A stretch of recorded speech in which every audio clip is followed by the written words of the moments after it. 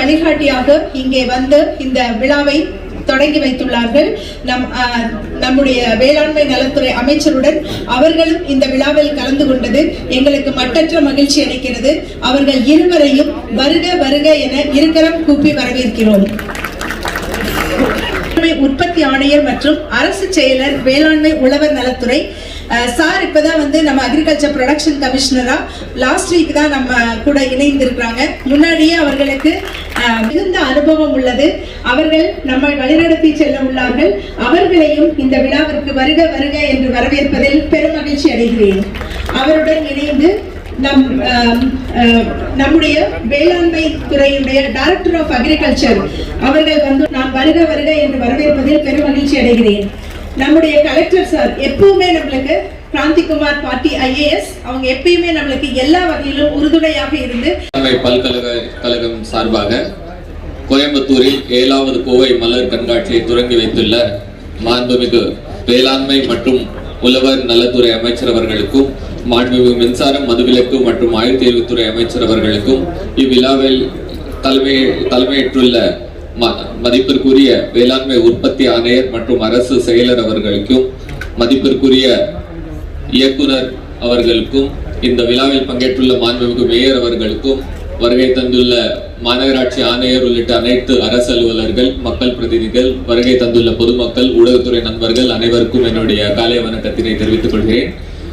நம்ம வேளாண்மை பல்கலைக்கழகம் ஆனது நம்ம தமிழ்நாடு முழுவதும் ஒரு மிகப்பெரிய அசெட்டா இருந்தாலும் நம்ம கோயம்புத்தூருக்கு வந்து இங்க இருக்கிற விவசாயிகளுக்கு ஒரு மிகப்பெரிய ஒரு வழிகாட்டியா இங்க இருக்கிறது. இங்க எந்த ஒரு பிரச்சனை வந்தாலும் அது வாடல் நோயா இருந்தாலும் இப்போ வந்து நம்ம வெள்ளை பிரச்சனை இருந்தாலும் எந்த பிரச்சனை இருந்தாலும் நம்ம மாவட்டத்தில் இருக்கிற அனைத்து விவசாயிகளுமே முதல் நம்ம போட்ட ஃபர்ஸ்ட் கால்னு சொல்வோம். அந்த மாதிரி நம்ம இந்த யூனிவர்சிட்டியும் அணுகிறோம். அதே மாதிரி இந்த யூனிவர்சிட்டியும் எந்த பிரச்சனை எங்களுக்கு இருந்தாலும் எங்க விவசாய நலத்துக்காக எந்த ஒரு ப்ரோக்ராம் இருந்தாலும் நம்ம மாவட்ட நிர்வாகத்துக்கும் நம்ம மாவட்டத்தின் விவசாயிகளுக்கு ஒரு மிகப்பெரிய ஒரு அசெட்டா நம்ம மாவட்டத்தில் இருக்கிறது. இப்போ வந்து நம்ம இந்த தொடர்ந்து விடுமுறை நாட்கள் நம்ம சாட்டர்டே சண்டே மற்றும் தைப்பூசம் வரப்போகுது. இந்த விடுமுறை நாட்கள்ல இந்த மலர் கண்காட்சியானது நம்ம கோயம்புத்தூர் மக்களுக்கு ஒரு மிகப்பெரிய ஒரு சுற்றுலா ஒரு டெஸ்டினேஷனா மாறப்போகுது. இதுவும் நம்ம பார்க்கும்போது ரொம்ப அழகா இந்த ஃப்ளவர் டெக்கரேஷன் எல்லாம் பண்ணியிருக்காங்க. இது சுற்றுலா டெஸ்டினேஷன் மட்டுமின்றி இந்த பூக்கள் வந்து விவசாயம் பண்ணக்கூடிய விவசாயிகளுக்கு ஒரு மிகப்பெரிய ஒரு ஊக்கமா இந்த ப்ரோக்ராம் இருக்க போகுது. இந்த ப்ரோக்ராம் வந்து கோயம்புத்தூர்ல பிளான் பண்ணதுக்கு அரசுக்கு கோயம்புத்தூர் மாவட்டத்தின் சார்பாக நன்றினை தெரிவித்துக் கொண்டு மீண்டும் ஒரு முறை வேளாண்மை பல்கலைக்கழகத்துக்கு வாழ்த்துக்களை தெரிவித்துக் கொள்கிறேன். நன்றி, வணக்கம்.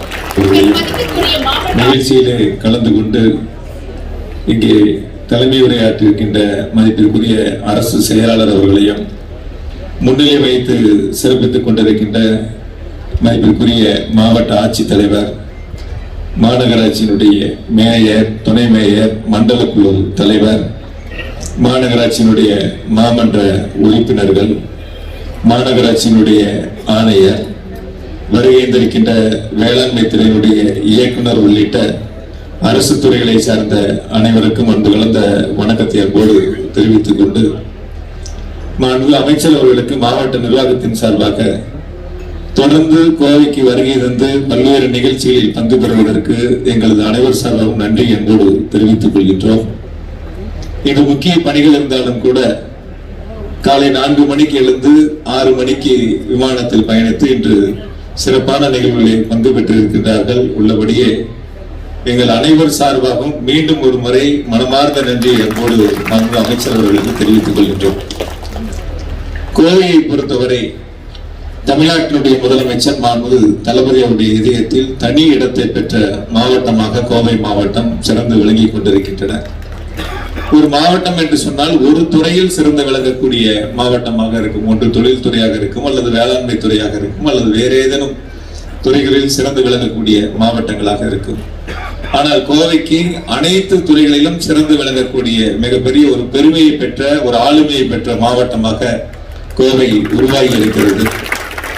வேளாண்மை துறையில் கோவை முதலிடம் என்ற நிலையில, தொழில்துறையில் கோவை முதலிடம், கல்வியில் கோவை முதலிடம், மருத்துவத்தில் கோவை முதலிடம், இப்படி அத்துணை துறைகளிலுமே தமிழ்நாட்டில் கோவை முதலிடத்தில் இருக்கிறது என்று சொன்னால் மாண்பு முதலமைச்சர்கள் கோவைக்கு தனி கவனத்தை செலுத்தி பல்வேறு திட்டங்களையும் அரசினுடைய நிதிகளையும் மாண்பு முதலமைச்சர்கள் வழங்கி வருகின்றார்கள். குறிப்பாக வேளாண்மை துறைக்கென்று ஒரு தனி நிதிநிலை அறிக்கையை முதல் முறையாக சட்டமன்றத்தில் தாக்கல் செய்யக்கூடிய அந்த வாய்ப்பினை மாண்பு முதலமைச்சர்கள் வழங்கி நம்முடைய வேளாண்மை துறை அமைச்சர்கள் அதனை தாக்கல் செய்தார்கள்.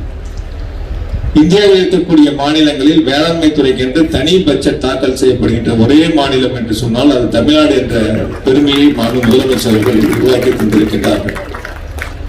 10 ஆண்டுகள், 15 ஆண்டுகள், 20 ஆண்டுகள், 25 ஆண்டுகள் என இலவச மின் இணைப்புக்கு பதிவு செய்து காத்திருந்த விவசாயிகளுக்கு ஆட்சி பொறுப்பேற்ற இந்த 3 ஆண்டுகளில் 2 லட்சம் விவசாயிகளுக்கு இலவச மின் இணைப்பை தந்திருக்கக்கூடிய முதலமைச்சர் மாண்பு தளபதி அவர்கள்.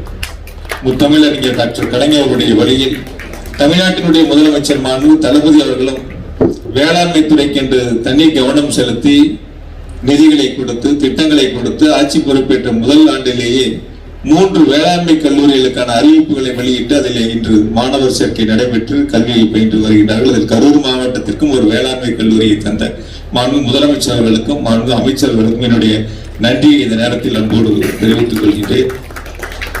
பல்வேறு காலகட்டங்களில் மாண்பு முதலமைச்சர்கள் கோவைக்கு வருகிறாலும் நம்முடைய தேவைகளை நாம் எடுத்து சொல்கின்ற பொழுது மக்களுடைய தேவைகளை மாண்பு முதலமைச்சர்கள் நன்கு உணர்ந்து கோவைக்கு நிதிகளை வழங்கி வருகின்றார்கள். இதுவரை இல்லாத அளவிற்கு கோவையினுடைய மாநகராட்சி பகுதிகளில் மட்டும் 860 கிலோமீட்டர் நீளத்திற்கு 415 கோடி ரூபாய் மதிப்பிலான தார் சாலைகள் இந்த 3 ஆண்டுகளில் அமைக்கப்பட்டிருக்கின்றன.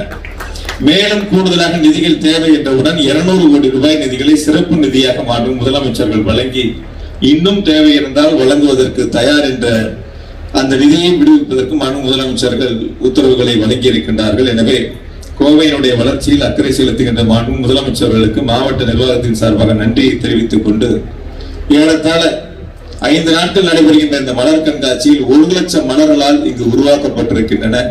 இந்த 5 நாட்களும் நம்முடைய மாவட்ட மக்கள், சுற்றி இருக்கக்கூடிய பகுதி மக்கள் அனைவரும் கலந்து கொண்டு இதிலே பங்கு பெற்று இந்த நிகழ்வை சிறப்பிக்க வேண்டும் என்று அன்போடு கேட்டுக்கொண்டு மீண்டும் ஒரு முறை வருகிறது சிறப்பித்திருக்கின்ற மாண்பு அமைச்சர் அவர்களுக்கு மாவட்ட நிர்வாகத்தின் சார்பாக மனமார்ந்த நன்றியை சொல்லி நிறைவு செய்கிறேன். நன்றி, வணக்கம்.